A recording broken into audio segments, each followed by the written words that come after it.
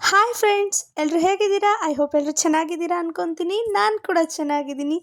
ಇದು ನನ್ನ ಹೊಸ ಚಾನಲ್ ಲಾವು ಲೈಫ್ ಸ್ಟೈಲ್. ನನ್ನ ಈ ಚಾನಲ್ಗೆ ಸಪೋರ್ಟ್ ಮಾಡಿ ಅಂತ ಕೇಳ್ಕೊತೀನಿ. ನನಗೆ ಗೊತ್ತು ನೀವೆಲ್ಲರೂ ಸಪೋರ್ಟ್ ಮಾಡ್ತೀರಾ ಅಂತ. ಆದರೂ ನನ್ನ ಕರ್ತವ್ಯ ಸಪೋರ್ಟ್ ಮಾಡಿ ಅಂತ ಕೇಳ್ತಿದ್ದೀನಿ. ಸಬ್ಸ್ಕ್ರೈಬ್ ಬಟನ್ನ ಪ್ರೆಸ್ ಮಾಡಿ ಪಕ್ಕದಲ್ಲಿರೋ ಬೆಲ್ ಐಕನ್ನ ಕ್ಲಿಕ್ ಮಾಡೋದನ್ನು ಮರಿಬೇಡಿ. ಇವತ್ತಿಂದು ಟಾಪಿಕ್ ಏನು ಅಂತ ಹೇಳಿಬಿಟ್ಟು ಆಲ್ರೆಡಿ ತಮ್ಮೇಲೆ ನೋಡಿನಿ, ನಿಮಗೆಲ್ರಿಗೂ ಗೊತ್ತಾಗಿರುತ್ತೆ. ಇವಾಗ ಇನ್ಸ್ಟಾಗ್ರಾಮಲ್ಲಿ ಆಗಿರ್ಬೋದು, ಬೇರೆ ಕಡೆ ಆಗಿರ್ಬೋದು, ತುಂಬ ಥರ ವೀಡಿಯೋಸು ರಾಯರು ವೀಡಿಯೋಸ್ಗಳು ಟ್ರೋಲ್ ಆಗ್ತಾ ಇದೆ. ಅವರು ಹೂ ಪ್ರಸಾದ ಕೊಡ್ತಾರಾ, ಸುಮ್ಮನೆ ಹೇಳ್ತಾರೆ, ಸುಳ್ಳು ಹೇಳ್ತಾರೆ, ಅದೆಲ್ಲ ನಿಜನಾ, ರಾಯರಿದ್ದಾರಾ, ನಮ್ಗೆ ಯಾಕೆ ರಾಯರಿಲ್ಲ, ಬೇರೆ ಎಲ್ರಿಗೂ ಹೆಂಗೆ ರಾಯರಿರ್ತಾರೆ, ನಮ್ಗೆ ಯಾಕೆ ರಾಯರಿರಲ್ಲ ಅನ್ನೋ ಥರ ತುಂಬ ಥರನೇ ಎಂಥ ವಿಚಾರಗಳು ಚರ್ಚೆಯಲ್ಲಿ ಇದ್ದೇ ಇದೆ. ಬಟ್ ನನ್ನ ಅನುಭವ ಏನು, ನನಗೆ ರಾಯರಿದ್ದಾರೆ ಅನಿಸುತ್ತಾ, ಇಲ್ಲ ಅನಿಸುತ್ತಾ, ನನಗಾದ ಅನುಭವ ಏನು, ಇದೊಂದು ವಿಡಿಯೋದಲ್ಲೇ ನಿಮಗೆಲ್ಲದೂ ಕ್ಲಾರಿಟಿ ಸಿಗುತ್ತೆ. ನೋಡಿ, ರಾಯರು ಕೂಡ ಪ್ರಸಾದನ ಕೊಟ್ಟೇ ಬಿಟ್ಟರು ಹೇಳ್ತಿದ್ದಂಗೆ. ಏನು ಅಂದರೆ ರಾಯರಿದ್ದಾರೆ, ಇದ್ದಾರೆ ಅಷ್ಟೇ ಹೇಳೋಕ್ಕೆ ಇಷ್ಟಪಡ್ತೀನಿ ನಾನು. ಯಾಕೆಂದರೆ ನಾನು 3 ಇಯರ್ಸಿಂದ ನಾನು ರಾಯರನ್ನು ನಂಬ್ತೀನಿ. ನನಗೆ ಪರ್ಸ್ನಲಿ ನನ್ನ ಫ್ರೆಂಡ್ ಒಬ್ಬರು ಸಜೆಷನ್ ಮಾಡಿದ್ದು, ನಾನು ಅವಾಗ ತುಂಬಾ ಪ್ರಾಬ್ಲಮ್ಸಲ್ಲಿದ್ದೆ. ರಾಯರನ್ನು ಒಂದು ಸಲ ನಂಬಿ ನೋಡು, ಒಂದು ಸಲ ಹೋಗಿ ದರ್ಶನ ಮಾಡ್ಕೊಂಡು ಬಾ ಅಂತ ಹೇಳಿದ್ರು. ಆವತ್ತಿಂದ ನನ್ನ ಲೈಫ್ ಸ್ಟೈಲ್ ಒಂಥರ ಚೇಂಜ್, ಹೊಸ ತಿರುವುಗಳು ಅಂತಾರಲ್ಲ ಆ ಥರ ಟರ್ನ್ ಆಯ್ತಾ ಹೋಯಿತು ನನ್ನ ಜೀವನ. ಏನೇ ಕೇಳಿದ್ರು ರಾಯರು ಯಾವತ್ತೂ ಇಲ್ಲ ಅಂತ ಅಂದಿಲ್ಲ ನನಗೆ.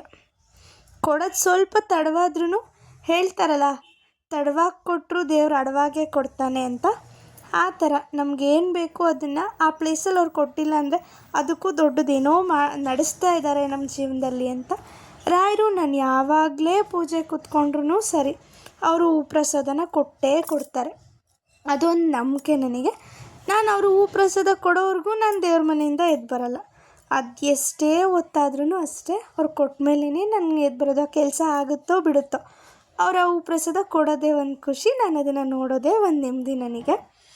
ಆಮೇಲೆ ನಾನು ಹೇಳಬೇಕು ಅಂದರೆ, ನಾನು ಮುಂಚೆ 3 ವರ್ಷದ ಹಿಂದೆ ಯಾವ ಪೊಸಿಷನಲ್ಲಿದ್ನೋ, ದೇವರು ರಾಯರನ್ನ ನಂಬಿದ ಮೇಲೆ ಇವಾಗ ನನ್ನನ್ನು ಒಂದೊಂದೇ ಸ್ಟೆಪ್ನ ಮೇಲೆ ಕರ್ಕೊಂಡು ಹೋಗ್ತಾ ಇದ್ದಾರೆ. ಇವಾಗ ಯಾವಾಗೋ ಒಂದು ಸಲ ನಾನು ರಾಯರನ್ನ ಪೂಜೆ ಮಾಡಿಬಿಟ್ಟು ನೆಕ್ಸ್ಟ್ ಡೇ ಅವರಿಂದ ಆ ಕೆಲಸ ಆಗಿಲ್ಲ, ನಾನು ಪೂಜೆ ಮಾಡಿದೆ, ವ್ರತ ಮಾಡಿದೆ, ನನಗೆ ಆ ಕೆಲಸ ಆಗಿಲ್ಲ, ಅದು ದೇವ್ರ ಅಂತೇಳಿ ಯಾವತ್ತೂ ಮಾತಾಡೋಕ್ಕೆ ಹೋಗಬೇಡಿ. ಅದು ಯಾವತ್ತೂ ನಮಗೆ ಒಳ್ಳೆಯದಲ್ಲ, ಆಯಿತಾ? ಈಗ ದೇವರು ಕೊಟ್ಟರೆ ಅದು ನನ್ನ ದೇವರು ಅಂತ ದೇವ್ರನ್ನ ತಪ್ಕೊಬಾರ್ದು. ದೇವರು ಕೊಟ್ಟಿಲ್ಲ ಅಂತ ದೇವ್ರನ್ನ ಹೆಡ್ಗಾಲಲ್ಲಿ ಒದ್ದು ದೂಷಿಸಬಾರ್ದು. ನಂಬಿಕೆನೇ ದೇವರು.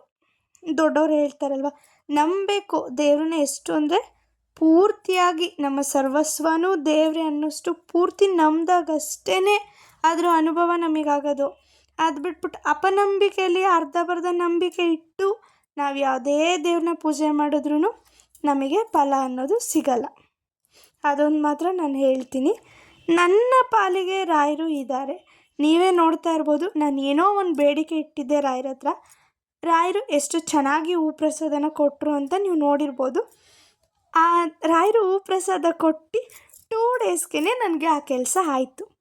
ನಾನು ಏನೇನೋ ಬೇಡಿಕೆ ಅದನ್ನು ನಾನು ಎಷ್ಟು ದಿನದಿಂದ ಬೇಡಿಕೆ ಇಟ್ಟಿದ್ದೆ ಅಂತ ಅಂದರೆ, ಮಿನಿಮಮ್ 1 ತಿಂಗಳಿಂದ ನಾನು ಆ ಬೇಡಿಕೆನ ದಿನ ನಾನು ಯಾವತ್ತೇ ಗುರುವಾರ ಪೂಜೆ ಮಾಡಿದ್ರು ಅದು ಒಂದನ್ನೇ ರಾಯರ ಹತ್ರ ನಾನು ಬೇಡ್ತಿದ್ದಿದ್ದು, ಅದೊಂದು ಮಾಡಿಕೊಟ್ಬಿಡಪ್ಪ ನನಗೆ ಸಾಕು ಅಂತ. ದೇವರು ಪ್ರತಿ ಸಲನೂ ಹೂ ಕೊಡೋರು, ಸ್ವಲ್ಪ ಲೇಟಾಗಿ ಕಾಡಿಸಿ ಬೇಡಿಸಿ ಆ ಥರ ಕೊಡೋರು. ಈ ಸತಿನೂ ಅಷ್ಟೇ. ಫಸ್ಟಲ್ಲಿ ನೀವು ನೋಡಿದ್ರಿ ನನಗೆ ಎಡಭಾಗದಲ್ಲಿ ಹೂ ಬಿತ್ತು, ಬಟ್ ನಾನು ಅವಾಗೇನೋ ಬೇರೆ ಥರನೇ ಬೇಡ್ಕೊಂಡಿದ್ದೆ. ಅದಾದಮೇಲೆ ಇಲ್ಲ, ನನಗೆ ಗೊತ್ತು ನೀವು ಕೊಟ್ಟೇ ಕೊಡ್ತೀರಾ, ನೀವು ಇದ್ದೀರಾ ಅನ್ನಂಗಿದ್ರೆ ನನಗೆ ಕೊಡಿ, ನನ್ನ ಜೊತೆನೇ. ನಾನು ಕೇಳೋದೊಂದೇ, ರಾಯರೇ ನನಗೇನೂ ಬೇಡ, ಸದಾ ನೀವು ನನ್ನ ಜೊತೆ ಇರಿ ಸಾಕು, ನನಗೆ ಯಾವ ಅಷ್ಟೈಶ್ವರ್ಯ ಕೊಡಿ ಅಂತ ನಾನು ಕೇಳಲ್ಲ, ನೀವು ಸದಾ ಕಾಲ ನನ್ನ ಜೊತೆಲಿದ್ದರೆ ನನಗಷ್ಟೇ ಸಾಕು. ಯಾವಾಗೂ ಮಗಳೇ ನಾನು ಇದ್ದೀನಿ, ನನಗೆ ಯಾರೂ ಇಲ್ದಿರ ನನಗೆ ನೀನೇ ಗತಿನಪ್ಪ, ನೀನು ಇದೆಯಾ ಅಲ್ವಾ ನನ್ನ ಜೊತೆ, ನನಗೆಲ್ಲ ಕಷ್ಟದಲ್ಲೂ ನೀನು ಇರ್ತೀಯ ಅಲ್ವಾ ಅಂತ ಅಷ್ಟೇ ನಾನು ರಾಯರ ಹತ್ರ ಕೇಳೋದು. ನಾನು ಬೇಡಿಕೆ ಇಟ್ಟೆ, ರಾಯರು ಕೂಡ ತುಂಬ ಚೆನ್ನಾಗಿ ಹೂ ಪ್ರಸಾದ. ನಾನು ಬೇಡ್ಕೊಂಡಿದ್ದಕ್ಕೆ ರಾಯರು ಅಷ್ಟು ಅಂದಿದ್ದು ಆಯಿತು, ಆ ಕೆಲಸ ನನಗೆ ಆಗಿದ್ದು ಆಯಿತು. ದೇವರನ್ನ ನಾವೆಷ್ಟು ನಂಬ್ತೀವೋ ಅಷ್ಟು ನಮಗೆ ಒಳ್ಳೇದು ಮಾಡ್ತಾನೆ.